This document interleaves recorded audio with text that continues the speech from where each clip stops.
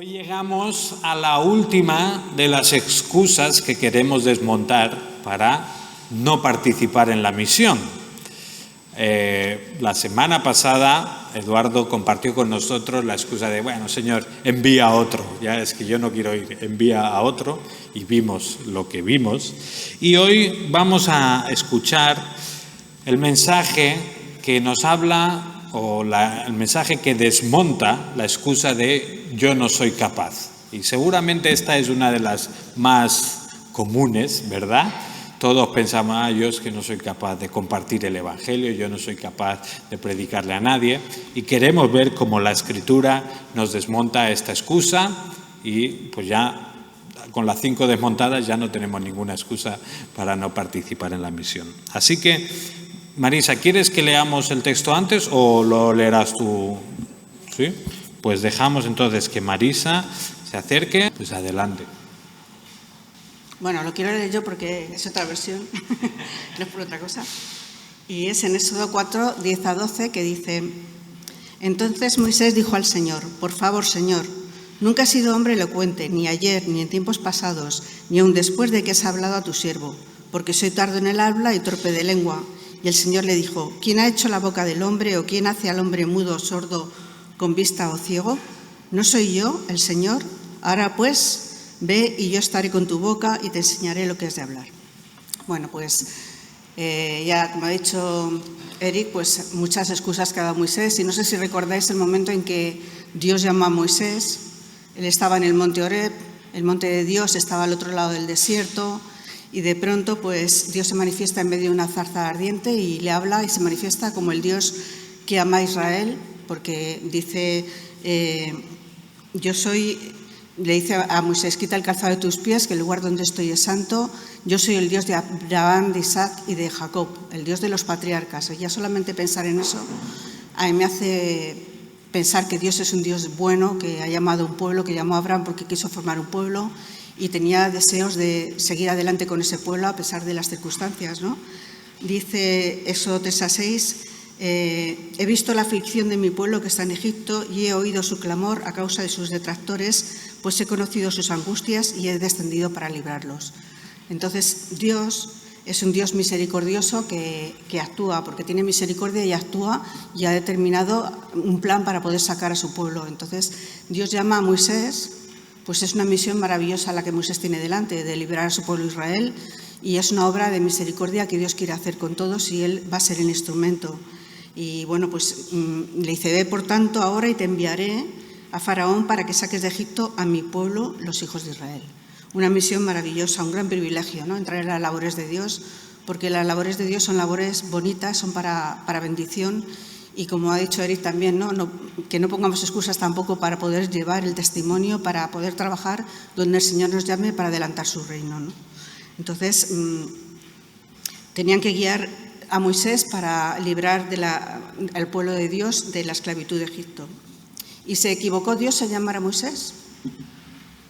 Pues parece que Moisés pensaba que sí, ¿no? Dice: ¿quién soy yo? No todas las excusas, ¿quién soy yo? ¿De parte de quién voy a decir que voy?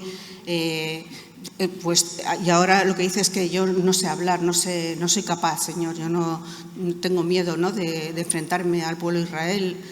Después de todo lo que hizo, ¿os acordáis que tuvo que huir, ¿no? de Egipto cuando mató a un egipcio porque los israelitas le recriminaron lo que hizo? Entonces tenía miedo, tenía dudas: ¿quién soy yo? Soy torpe para hablar, ¿no? Entonces Dios no se equivocó.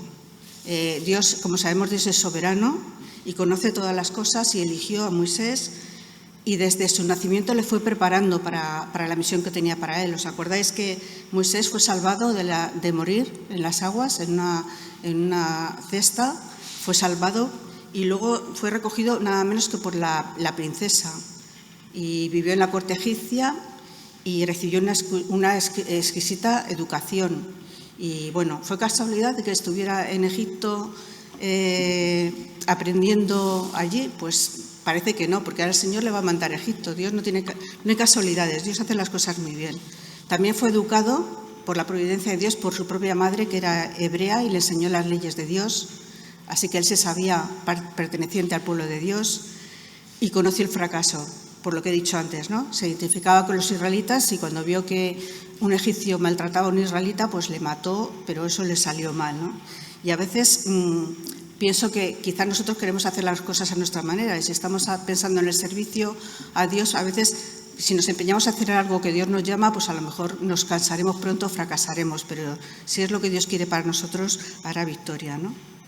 Nuestros proyectos tienen que ser los proyectos que Dios tiene para nosotros y aceptar las situaciones y las cosas que Él pone delante de nosotros. Luego estuvo 40 años en el desierto, como sabéis muy bien, en Madián. Estuvo allí cuidando las ovejas de Jetro. Y yo cuando pienso en los 40 años, no sé qué experiencias tendría Moisés, qué pensaría, ¿no? Pero los 40 años de silencio, me imagino a Moisés madurando todas las cosas, recapacitando. Dice la Biblia que llegó a ser el hombre más manso de la tierra. Yo creo que esos años le sirvieron mucho, ¿no? para pensar así, ¿no? Y también los años de silencio, los años de tranquilidad para nosotros o que pensamos que queremos hacer algo, pues el Señor permite los años también estos para que podamos meditar y recapacitar, ¿no? Y luego empezar con fuerza para servir a Dios, ¿no? El Señor a veces trabaja en nuestras vidas, ¿no? Pero ahora sí que está preparado para la gran labor de liberar al pueblo de Israel. Y como Dios no se equivoca y conoce a Moisés, como hemos dicho, Él nos conoce, ¿no? Conocía a Moisés y había preparado todo, era el momento. Y aunque Moisés tenía miedo, resulta que Dios tiene todos los recursos para librarle de sus limitaciones y los obstáculos que se presentaran en el camino. Podía abrir puertas cerradas y caminos que no eran transitables. Y lo experimentó, porque ¿os acordáis cuando estaba frente al Mar Rojo y los egipcios detrás? Un camino, ¿a dónde iban a ir? Estaban atrapados, pero Dios, como dice el salmista recordando este momento, en el mar fue tu camino y tus sendas en las muchas aguas. Así que Dios les hizo atravesar, Dios caminó en medio de ellos para librarles y andar por el medio del mar libres, ¿no? El Señor quita todos los obstáculos por muy grande que nos puedan parecer. Y bueno, el Dios que obró en la vida de los patriarcas ha obrado en la vida de Moisés. Y Moisés sabe que Dios es un Dios grande, Dios es un Dios soberano y grande y Él cumple sus propósitos. Y bueno, pues, ¿qué le quedaba a Moisés? Pues confiar en Dios, ¿no? Y ser leal a Dios y decir, pues adelante porque voy contigo, que es la promesa que le iba a dar, ¿no? Y en el camino de la obediencia es donde Moisés iba a descubrir que merecía la pena hacer lo que hizo. Y viendo para atrás, viendo lo que pasó después del llamamiento, cuando él obedeció, pues vemos que realmente Dios obró grandes cosas en la vida de Moisés, ¿no? Y bueno, Dios también tiene un plan para cada uno de nosotros. Cómo somos formados en el vientre de nuestra madre, ¿no? Dice que estaban escritas todas aquellas cosas que fueron luego formadas. Cada uno de nosotros somos como Dios ha querido crearnos y tiene un propósito especial. Y a veces decimos, no elegimos la familia, pero la familia sé que Dios la ha elegido para nosotros, ¿no? Así que es una responsabilidad que tenemos, ¿no? Dios nos ha puesto en la familia que nos ha puesto por algo, ¿no? Para aprender lecciones y también para servir allí. Así que el Señor nos pone en el entorno familiar. Los estudios que hemos tenido, las experiencias que hemos tenido personales, de aprendizaje, de todo esto también nos ayudan, ¿no? Y también los dones que el Espíritu Santo nos ha dado a cada uno, porque todos hemos recibido algún don del Espíritu Santo que tenemos que poner en marcha. Todo ello nos capacita para servir a Dios. Pero muchas veces, como ha dicho Eric, es verdad que es muy fácil para nosotros poner excusas. Yo no puedo, yo no sé, no soy capaz. ¿No? Pasa muchas veces, ¿no? Pero Pablo decía en Efesios 2:10 que somos hechura suya, somos hijos de Dios, somos creados por Dios. Nos ha creado y nos ha creado doblemente como hijos suyos al recibir a Jesús. Somos creados en Cristo Jesús, dice, para buenas obras. Y luego dice, las cuales Dios preparó de antemano para que anduviésemos en ellas. Así que las cosas que el Señor pone delante ya las tenía preparadas de antemano, ¿no? Para que las hagamos. Y tenemos que dar gracias al Señor por esa oportunidad. Y el Señor ha prometido que lo hará, ¿no? Dice el Salmo 32:8, te haré entender y te enseñaré el camino por el que debes andar, sobre ti fijaré mis ojos. Así que muchas gracias al Señor porque realmente Él nos va a indicar. Si estamos dispuestos, el Señor nos va a mostrar. Señor, ¿qué quieres que haga? Pues el Señor nos va a responder, porque Él lo ha prometido, ¿no? Te guiaré por el camino por el que debes andar. No importa lo grande que nos parezca, ¿no? Porque nosotros dependemos de los recursos de Dios. Así que aunque parezca muy grande, para Dios lo grande es muy pequeño, ¿no? Y es Él el que nos va a dar lo que necesitamos. Y cuando estudiamos en la Iglesia el estudio de la Carta de Efesios, a mí un versículo me ha impactado mucho, me ha ayudado mucho este tiempo, porque habla de la supereminente grandeza de su poder, del poder de Dios, para con nosotros los que creemos, según la operación del poder de su fuerza, la cual operó en Cristo, resucitándole de los muertos y sentándole en los lugares celestiales, a la diestra del Padre, ¿no? Entonces, tenemos un poder tan maravilloso, tenemos el Espíritu Santo, tenemos el poder que levantó a Dios, a Jesucristo de los muertos y que está en la gloria, pues ¿cómo vamos a tener miedo y pues podemos ser vencedores, ¿no? El Señor ha dicho, y era una oración del salmista, yo creo que es una oración nuestra, ¿no? Y con gratitud, que dice, Jehová cumplirá su propósito en mí. Pues que realmente sea así, ¿no? Qué privilegio que el Señor cumpla su propósito en nuestras vidas. Cada uno, el propósito que tenga para cada uno es distinto, ¿no? Pero es lo mejor. Pues que seamos leales al Señor es importante, ¿no? Que confiemos en Él, por muy difícil, por muy costoso, ¿no? Porque la gracia de Dios supera todas las limitaciones. Bueno, hemos visto las excusas de Moisés, pero ¿por qué Dios habla mal así de Moisés, siendo un hombre, un siervo de Dios tan grande, ¿no? Moisés dice, Hebreos 3:5, que Moisés fue fiel sobre su casa como siervo, ¿no? Y Deuteronomio 34:10 dice que nunca más se levantó profeta en Israel como Moisés, a quien haya conocido a Jehová cara a cara. Qué grande siervo de Dios.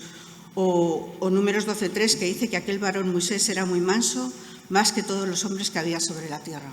Un gran hombre de Dios, pero yo creo que tenemos que dar muchas gracias a Dios porque también vemos los fallos de estos hombres de Dios, como David, Moisés aquí con las dudas, ¿no? Porque eso nos ayuda a nosotros, es como un ejemplo, aprendemos de estas cosas, ¿no? Y aprendemos las cosas que Dios respondió a Moisés con paciencia, pues no temas, yo estoy contigo, yo seré tu boca, todas estas cosas, ¿no? Que nos ayudan realmente a poder ver que nosotros también tenemos debilidades, pero el Señor las va a suplir, como hizo con Moisés. Así que gracias a Dios porque Dios ha dejado claro, ¿no?, la vida de estos hombres suyos, pero también mostrándonos sus fallos.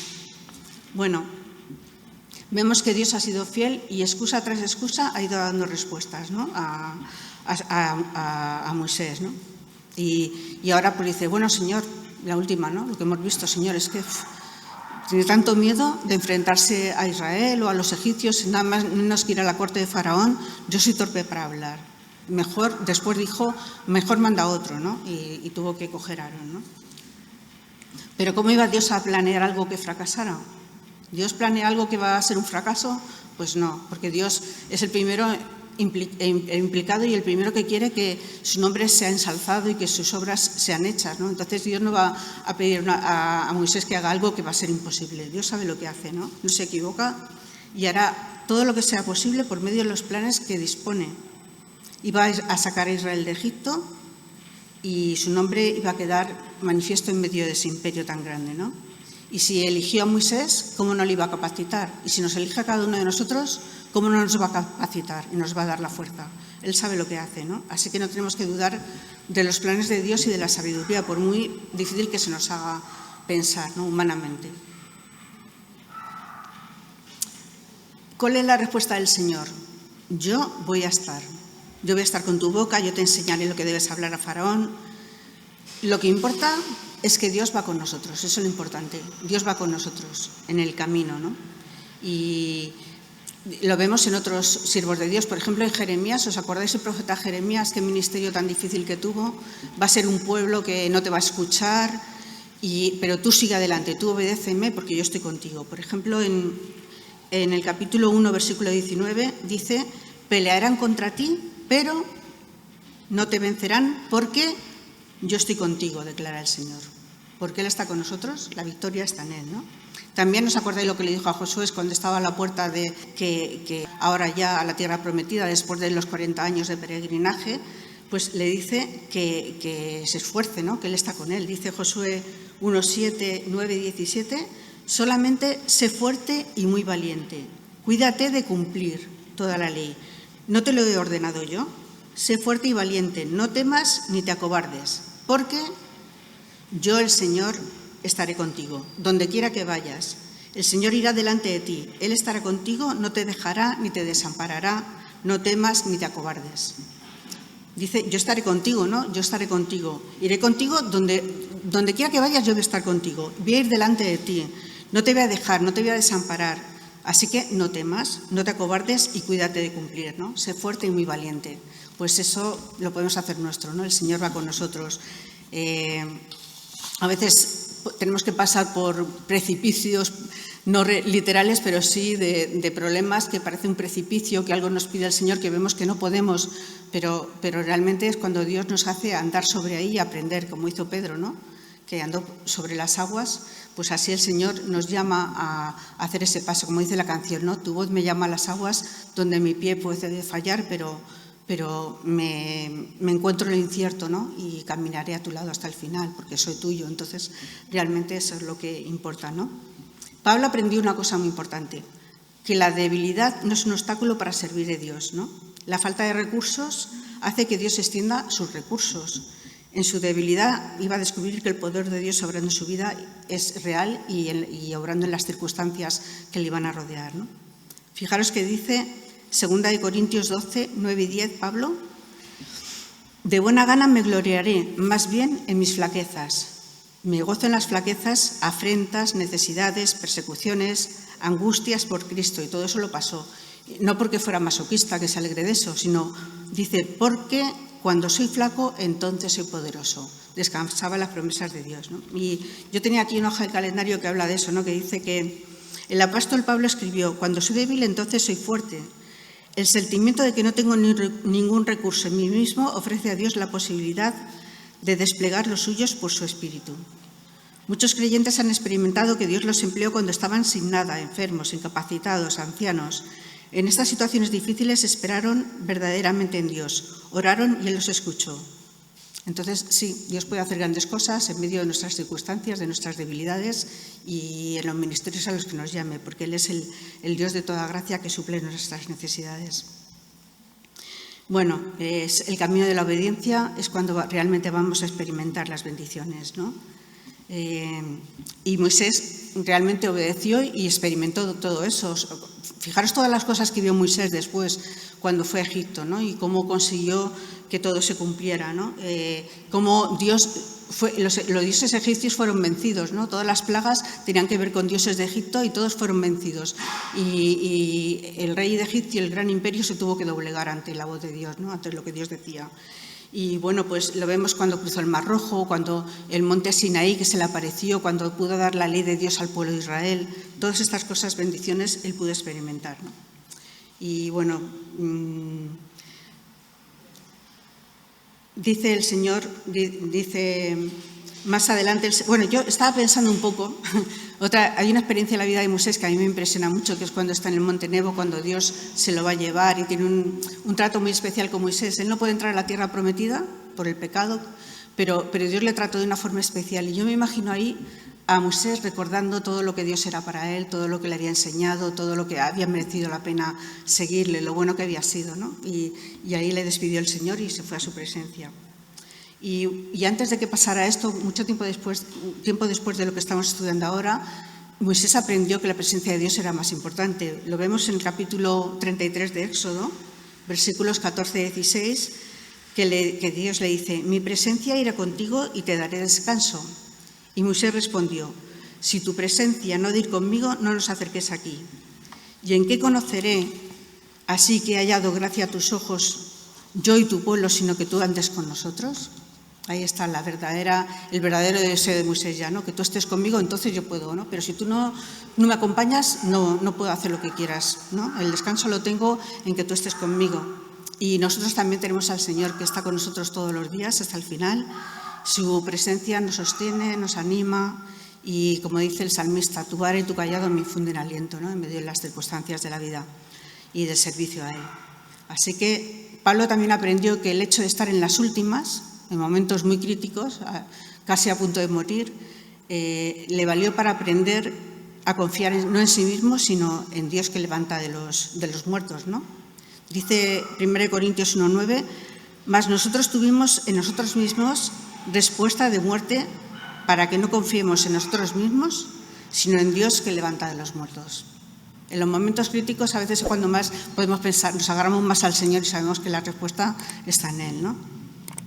No importa si no tengo elocuencia o lo que sea, porque Dios así manifiesta mejor su grandeza, ¿no? Y no importa que sea un instrumento que falle y tal, porque lo que importa es que la gloria sea la del Señor. Y si en un instrumento débil Dios trabaja, la gloria de Dios queda muy por encima, ¿no? Queda más exaltada. Así que Dios se engrandece y yo me humillo. Entonces, lo importante es hacer las cosas para el Señor, ¿no? No es suficiente, para nosotros lo más suficiente que es la aprobación del Señor, ¿no? Lo que queremos es hacer las cosas para que el Señor nos apruebe y que pueda decir bien, buen siervo y fiel. Dios se vale de nosotros pequeños, de una vara de un pastor, de unos panes de cebada, para hacer grandes milagros, ¿no?